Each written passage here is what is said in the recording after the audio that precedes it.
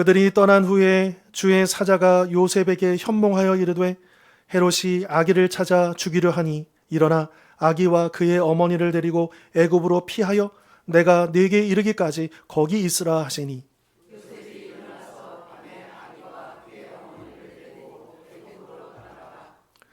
헤롯이 죽기까지 거기 있었으니 이는 주께서 선지자를 통하여 말씀하신 바 애굽으로부터 내 아들을 불렀다 함을 이루려 하심이라.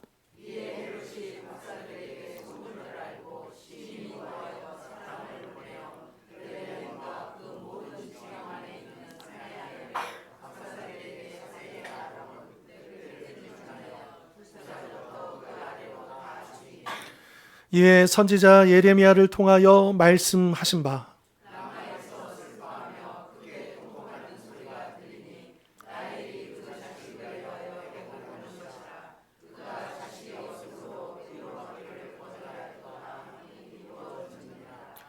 헤롯이 죽은 후에 주의 사자가 애굽에서 요셉에게 현몽하여 이르되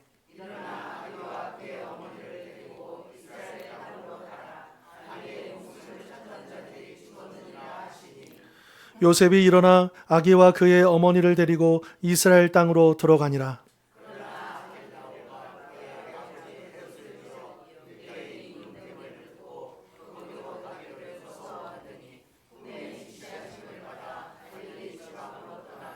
같이 읽겠습니다. 나사렛이란 동네에 가서 사니 이는 선지자로 하신 말씀에 나사렛 사람이라 칭하리라 하심을 이루려 함이로라. 아멘. 우리는 인생을 살면서 수많은 계획을 세웁니다. 몇 살에는 또 이렇게 취업하고 또 언제 결혼하고 또 집은 언제 사고 나름대로 계획들을 세워보죠. 그러나 솔직히 어떻습니까? 우리 인생이 그 계획표대로 흘러왔습니까? 아마 아닐 겁니다. 갑작스러운 사고도 일어나고 또 원치 않는 일들도 벌어지고 또 때로는 내 의지와 상관없이 거대한 힘에 떠밀려 원치 않는 방향으로 내 인생이 흘러가는 것처럼 느껴질 때도 있는 것이죠. 오늘 본문이 바로 그러한 내용입니다. 겉으로 보면 아기 예수님이 쫓겨다니는 고생담처럼 보입니다. 하지만 영적인 눈을 뜨고 보면 오늘 본문은요, 우주적인 대결을 다루고 있다라고 하는 것입니다. 한쪽에는 로마 제국의 등을 업은 헤롯 왕이 있습니다. 그는 자신의 계획이 틀어지는 것을 견디지 못하는 사람입니다. 얼마나 편집증이 심했는지, 의심이 심했는지 자기 왕자를 지키기 위해서 아내와 아들 셋을 죽인 사람이 바로 이 헤롯 왕입니다. 그래서 당시 로마 황제 아우구스투스는 이런 농담을 했다고 합니다. 헤롯의 아들이 되느니 차라리 헤롯의 돼지가 되는 게 낫다. 유대인들은 돼지고기를 안 먹으니까 돼지는 살려주잖아요. 그러니까 아들이 되면 죽이는 그것을 비꼬아서 로마 황제가 했던 말이라고 합니다. 자, 그러한 헤롯 왕 반대편에 또 다른 왕이 있습니다. 말 구유의 눈, 무력한 아기 예수 그리스도시죠. 그런데 그분을 지키는 것은 칼과 창과 권력이 아니라 보이지 않는 하나님의 말씀뿐이라는 것입니다. 오늘 설교의 핵심 질문은 이겁니다. 무자비한 헤롯, 즉 이 세상의 음모 앞에서 과연 하나님의 말씀은 무력한가라고 하는 거죠. 결론부터 말씀드리면 헤롯은 죽었습니다. 그러나 말씀은 성취되었습니다. 이게 오늘 본문의 결론입니다. 그리고 이 말씀을 통해서 내 인생의 계획이 흔들릴 때 우리가 붙잡아야 할 승리의 원리가 무엇인지 세 가지 말씀의 성취를 통해서 함께 살펴보도록 하겠습니다. 첫 번째 성취는 우회, 돌아가는 거죠. 첫 번째 장면은 한밤중에 일어납니다. 13절 보실까요? 천사가 욥에게 꿈에 나타납니다. 이렇게 이야기하죠. 헤롯이 아기를 찾아 죽이려 하니 일어나 아기와 그의 어머니를 데리고 애굽으로 피하여 내가 네게 이르기까지 거기 있으라. 자, 요셉의 입장에서 한번 생각해 보십시다. 지금 이 베들레헴에서 이 아이를 낳은 지가 얼마 되지 않았습니다. 갓난 아기입니다. 그런데 갑자기 밤중에 그것도 국경을 넘으라 이렇게 명령하고 있죠. 그런데 가야 할 곳이 하필이면 어디냐? 애굽입니다. 유대인들에게 있어서 이 애굽은 어떤 의미냐 하면 이스라엘 민족이 무려 400년 동안 종살이하던 땅입니다. 저주의 땅입니다. 치욕의 땅입니다. 그런데 이 약속의 땅을 놔두고 그 과거의 치욕과 상처가 있는 땅으로 도망가라 라고 명령하는 것은 사실 이해하기 어려운, 받아들이기 어려운 명령인 것이죠. 자, 그런데 마태복음은 이 장면을 15절에서 이렇게 해석해 줍니다. 이는 주께서 선지자를 통하여 말씀하신 바 애굽으로부터 내 아들을 불렀다 함을 이루려 하심이라. 자, 이것은 어떤 말씀을 인용한 거냐면 호세아 11장 1절의 말씀을 인용한 겁니다. 그런데 사실 이 말씀은 과거 이스라엘 백성이 출애굽했던 역사를 회상하는 그 맥락 가운데서 이 호세아서에서 이 말씀을 예언한 것이죠. 그런데 마태복음은 이 말씀을 그저 과거에 있었던 일로만 보는 게 아니라 앞으로 예수님의 그 미래에 대한 예언으로 해석을 하고 있다라고 하는 겁니다. 즉 실패한 아들인 이스라엘이 걸었던 그 길을 참된 아들이신 예수님이 다시 걸어가며 구원을 완성하신다라고 하는 뜻입니다. 과거에는 애굽이 억압의 장소였지만 이제 하나님은 그곳을 아들을 보호하는 피난처로 바꾸셨다라고 하는 거죠. 이처럼 하나님은 때로 우리 인생을 애굽으로 내려가게 하십니다. 즉 가던 길을 돌아가게 하시는 거죠. 그냥 바로 가면 되는데 자꾸만 다른 길로 이 길은 안 열어주시고 다른 길을 열어주십니다. 그런데 점점 돌아가는 것처럼 느낄 때도 있습니다. 이거는 아닌데 라는 생각이 들 수도 있습니다. 내가 원했던 직장도 아니고 내가 꿈꿨던 학교가 아닐 수도 있습니다. 전혀 예상치 못했던 그런 낯선 곳일 수도 있고 때로는 실패하는 그런 자리처럼 보여줄 수도 있다라고 하는 것이죠. 이렇게 하나님은 우리를 그 인생의 애굽으로 밀어 넣으신다라고 하는 거죠. 그때 우리는 하나님 왜 하필 애굽입니까? 왜 내 인생은 이렇게 꼬입니까? 왜 이렇게 돌아가게 하십니까? 그렇게 우리는 물을 수 있습니다.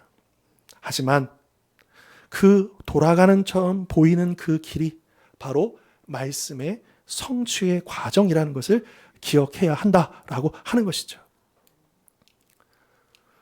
요셉이 애굽으로 내려가지 않았다면 새로운 출애굽의 역사는 시작될 수 없었습니다.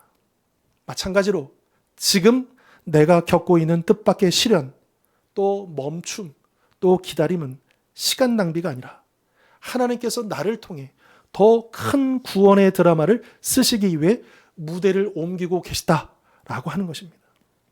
그러므로 내 인생이 틀어졌다 그렇게 낙심하지 말고 하나님이 나를 애굽에서 불러내어 더 위대하게 쓰실 준비를 하고 계심을 믿으실 수 있기를 바랍니다. 다음 두 번째로 그 말씀의 성취는 고난입니다. 두 번째 장면은 훨씬 더 고통스럽습니다. 16절을 보시면 헤롯은 박사들에게 속은 것을 알고 분노하여 베들레헴 인근의 2살 아래 사내 아이들을 학살합니다. 이 비극적인 사건에 대해 마태복음은 17절과 18절에서 예레미야 말씀을 그 예레미야를 통하여 하신 말씀 곧 라마에서 슬퍼하며 크게 통곡하는 소리가 들리니 라헬이 그 자식을 위하여 애곡하는 것이라 그가 자식이 없으므로 위로받기를 거절하였도다 라고 하는 이 예언이 성취되었다라고 말씀하고 있습니다.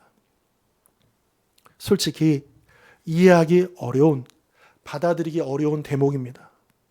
하나님은, 아기 예수님은 피신시키시면서 왜 베들레헴의 아이들은 구해주지 않으셨을까요? 그 아이들이 학살당할 때 왜 하나님은 침묵하셨을까요? 사실 이것은 우리가 살면서 겪는 가장 아픈 질문, 왜 선한 사람에게 아무런 잘못이 없는 사람에게 고통이 임해야 하는가? 라는 그 문제와 맞닿아 있습니다. 그런데 마태복음은 이 비극조차도 말씀이 성취되었다라고 표현함으로써 이 고통조차 하나님의 통제 밖에 있는 우발적인 사고가 아님을 말씀해 주고 있습니다. 본래 이 예레미야의 말씀 31장 15절의 말씀인데요. 이 말씀의 문맥의 내용은 뭐냐면 포로로 끌려가는, 그러니까 이스라엘이 이제 멸망해서 포로로 끌려가는 그 자식들을 보면서 무덤 속에 있는 라헬, 이 이스라엘의 어머니죠. 이 라헬이 통곡하는 그 장면을 기록한 것입니다. 그런데 31장 15절 다음에 나오는 말씀이 중요합니다. 그 말씀을 같이 우리가 봐야 돼요. 어떤 말씀이냐 하면 예레미야 31장 16절에 여호와께서 이와 같이 말씀하시리라. 내 울음소리와 내 눈물을 멈추어라. 내 일에 삭슬 받을 것인즉 그들이 그의 대적의 땅에서 돌아오리라. 여호와의 말씀이니라. 즉 하나님의 이 예언의 말씀은 죽음으로, 실패로, 끌려감으로 끝나지 않고 돌아옴과 회복과 부활이 있을 것임을 암시하는 역설적인 소망의 메시지였다라고 하는 것입니다. 2차 대전 당시에 히틀러라는 현대판 헤롯에 맞서다가 감옥에 갇힌 독일의 천재 신학자이자 목회자인 디트리 보네퍼 목사님이 계십니다. 그는 감옥에서 하나님의 침묵에 대해서 깊이 고민했습니다. 연합군의 폭격 소리가 들리고 친구들이 처형당하는 그 상황에서, 그리고 본인도 결국은 그 감옥에서 전쟁이 끝나기 직전에 처형이 됩니다. 순교하셨죠. 그런데 그 감옥 안에서 어떤 말을 남겼느냐?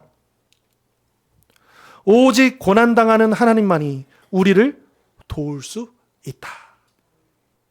이 말은 하나님이 저 하늘 꼭대기에서 번개를 내려 헤롯을 죽이는 방식이 아니라 직접 무력한 아기가 되어 이 땅에 오시고 피난민이 되시고 고통 많은 부모들과 함께 우시는 방식으로 우리를 구원하신다라고 하는 것입니다. 그러니까 하나님께서는 당신의 능력으로 우리를 그냥 건져주시는 그런 능력자가 아니고 우리와 연대하셔서 우리와 함께 울고 우리와 함께 웃고 우리의 자리에 내려오셔서 우리와 함께 하심으로 우리를 구원하신다는 거예요. 이게 하나님의 방식이라는 거예요.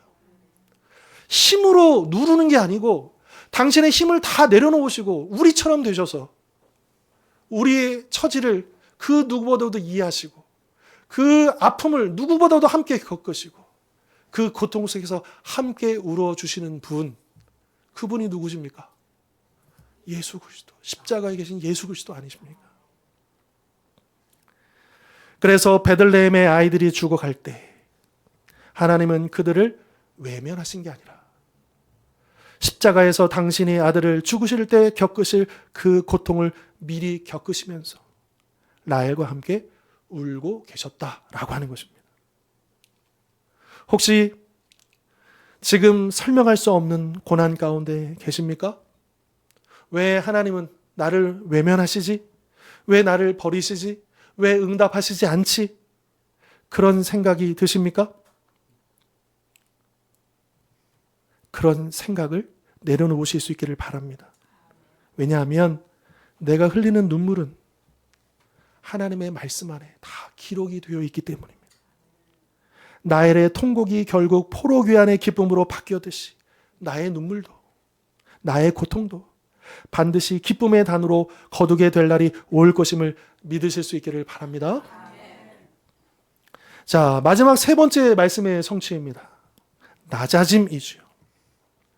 19절 이하를 보시면 헤롯이 죽은 후에 천사가 요셉에게 이스라엘 땅으로 돌아오라고 합니다. 하지만 아버지 헤롯처럼 잔인한 아켈라오가 뒤를 이어 왕이 되었기에 유대 땅에는 여전히 위험이 도사리고 있었습니다.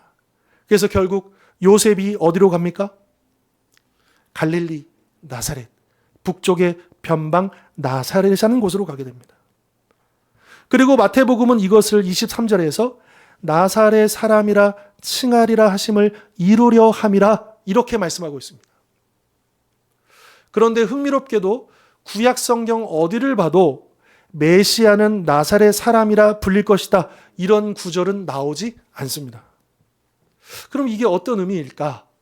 그래서 성경학자들은 무엇을 발견했냐 하면 이사야 11장 1절에 보면 이새의 줄기에서 한 싹이 나며 그 뿌리에서 한 가지, 이게 이제 메시아를 이제 의미하는 예언이잖아요. 근데 이게 히브리어로 네체르입니다. 네체르. 그 가지가 나서 결실할 것이다라는 말씀이 있는데, 이 가지를 뜻하는 이 히브리어 발음하고 나사렛이라고 하는 그 히브리어 발음이 비슷합니다. 보통 이것을 언어 유희라고 해가지고 그 비슷한 발음을 가지고 전혀 다른 뜻을 하나로 연결해주는 이제 그런 방식이 성경에는 굉장히 많이 사용이 됩니다. 오늘날의 일반 문학 안에서도 이제 그렇게 사용이 되는 방식이기도 하죠. 당시 나사렛은 어떤 곳이었느냐? 로마 그 군대가 그곳에 머무르고 있는, 주둔하고 있었던 그 진영의 바로 옆에 있었던 빈민가입니다. 그래서 나사렛에서 무슨 선한 것이 날 수 있느냐? 이런 말이 나올 정도로 별 볼 일 없는 동네였던 것이죠. 이처럼 하나님은 왕궁이 아닌 가장 천대받는 곳, 지도에도 잘 나오지 않는 나사렛에 메시아를 숨기셨다라고 하는 것입니다. 그런 왜 하나님께서 예수님을 이렇게 나사렛이라는 초라한 곳에 숨기셨는지 그것을 이해할 수 있는 실제 예화가 하나 있습니다. 1905년, 한 120년 훨씬 전이죠. 남아프리카 공화국에서 지금까지 역사상, 전 세계 역사상 가장 큰 그 다이아몬드 원석이 발견이 됩니다. 근데 그 다이아몬드 이름이 컬리넌 다이아몬드예요. 왜 컬리넌 다이아몬드냐? 그 다이아몬드를 발견한 광산의 소유주가 컬리넌이기 때문에 그 사람 이름을 붙여서 컬리넌 다이아몬드인데 크기가 얼마나냐? 3106캐럿이에요. 감이 오십니까? 1캐럿이 0.2g이거든요. 근데 1캐럿 0.2g이 얼마인 줄 아십니까? 이게 오늘날 따지면 품질에 따라서 1캐럿이요. 다이아몬드가 아무리 적게 줘도 수백만 원에서 품질이 좋은 것은요. 수천만 원까지 가요. 1캐럿에. 그런데 3106캐럿이에요. 그러니까 주먹보다 더 크고 거의 농구공만한 그런 이제 다이아몬드. 이게 한 160g 정도 된다고 하는데 오늘날 가치로 환산하면 얼마냐? 약 2조 원 이상 된다고 합니다. 근데 이 원석을, 이 보물을 그러니까 영국의 식민지니까 영국 왕에게 이제 보내야 되는데 이렇게 운반할 때 이제 이 소식을 다 들었을 거 아닙니까? 이제 모든 세상의 도둑들은 다 이거를 다 노리는 겁니다. 그래서 이것을 어떻게 운반하느냐? 자, 그래서 수많은 비용을 들어서 무장한 군인을 동행시키고 어마어마한 금고를 마련하고 또 아무튼 할 수 있는 모든 방법을 통해 가지고 이것을 딱 해가지고 이제 배편에 보내는 겁니다. 자, 그런데 진짜 다이아몬드는 그 안에 없었다라고 하는 게 함정이었던 거죠. 그럼 어떻게 했느냐?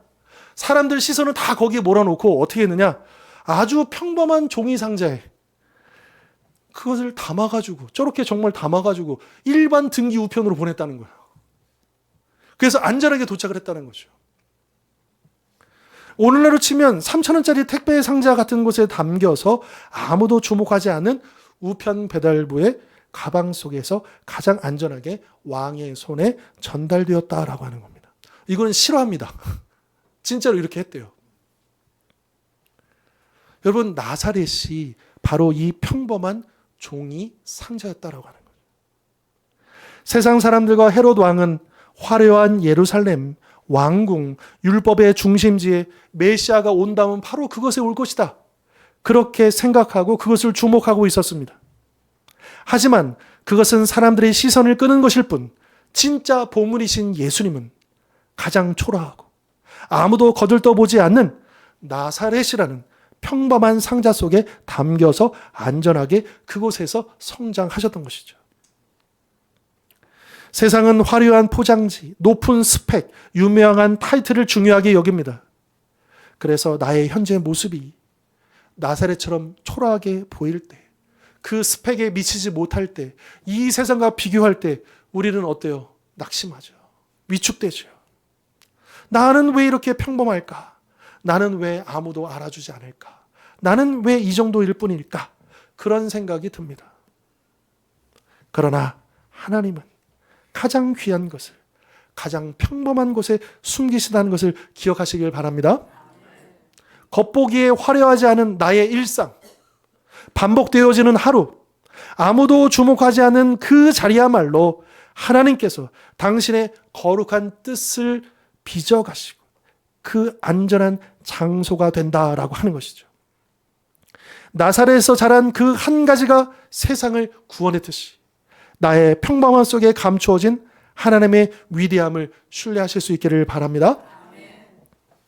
여러분, 마태복음 2장은요 1절이 헤롯으로 시작돼요. 그리고 마지막 23절은 예수님으로 끝납니다. 이게 역사를 이야기해 주는 거예요. 헤롯은 죽었습니다. 로마 제국도 무너졌습니다. 하지만 아기 예수님은 살아남았고 오늘날 전 세계가 그분을 왕으로 경배하고 있는 것이죠. 역사 속에서 수많은 헤롯들이 이 성경을 없애려고 했습니다. 예를 들면 로마 황제의 디클레티아누스라는 황제가 있었습니다. 주후 303년 모든 성경을 불태우라는 칙령을 내렸고, 그러니까 이때가 최고의 그 핍박의 시기예요.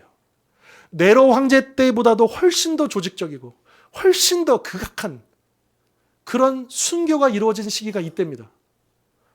그래서 이 황제는 그렇게 핍박을 하고 기독교는 멸절되었다. 기명기까지 세웁니다. 그런데 10년 뒤에 어떤 일이 벌어지느냐. 로마는 기독교를 공인하게 됩니다. 그리고 성경이 온 로마 제국에 퍼져나가게 되었다. 이게 역사다라고 하는 것이죠. 또 두 번째로 프랑스의 철학자 볼테르라는 사람이 있습니다. 이 사람이 뭐라고 얘기하느냐. 100년 안에 성경은 박물관 안에서나 볼 수 있는 고서가 될 것이다. 이렇게 호언장담합니다. 그런데 그가 죽고 난 뒤에 어떤 일이 벌어졌느냐. 그가 살았던 집, 이제 프랑스 사람인데 스위스에 집이 있었거든요. 근데 그 집이 이제 그가 죽고 난 다음에 이제 다른 사람이 이 집을 이제 구매를 한 모양이에요.